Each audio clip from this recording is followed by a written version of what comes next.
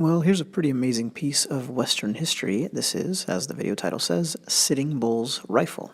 Sitting Bull lived from about 1831 to 1890 and is one of the iconic figures in Native American history. He was a warrior when he was young, was known for his bravery. He belonged to the Strong Heart Warrior Society when he was young, and he became the head of the Lakota Nation in 1868. So he was a chief, he was a warrior, but he was also a holy man. He was a very revered figure in part because of that, and that made him a threat to the United States. The government feared his ability to incite rebellion, if you want to call it rebellion, but basically, if he decided they should come off the reservations and fight, they were afraid that many would. And many did. This picture is of an actual camp of his, by the way. It's not just a generic shot.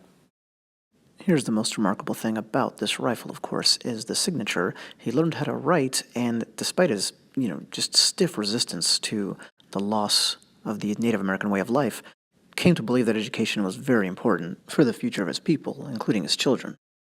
This rifle is a musket made in 1870 in London and was most likely acquired by him in Canada. The thing about that is it was fairly obsolete. Here's a written signature, by the way, for comparison. But to operate a musket, all you really needed was gunpowder and lead. You didn't have to rely on manufactured modern ammunition.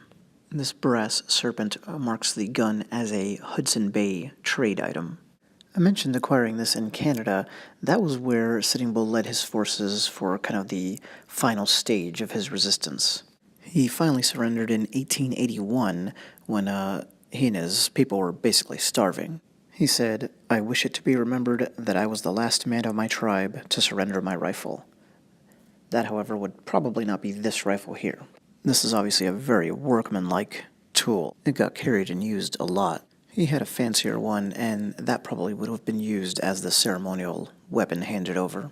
From what I read, well, once forced onto a reservation, he infamously joined Buffalo Bill's famous show. He was actually only with it for 4 months, and that's seen as a strange move for someone who resisted so staunchly, right, the encroachments of the U.S. He had led people off of the reservations and into armed conflict to try to defend their ancestral lands.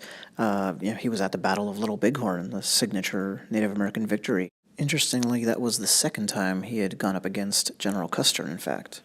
The two were on opposite sides of a much smaller engagement years earlier.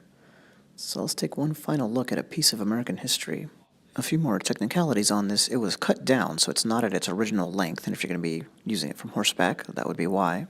You saw the brass tacks at the bottom, and that was a very common Native American decoration on weapons.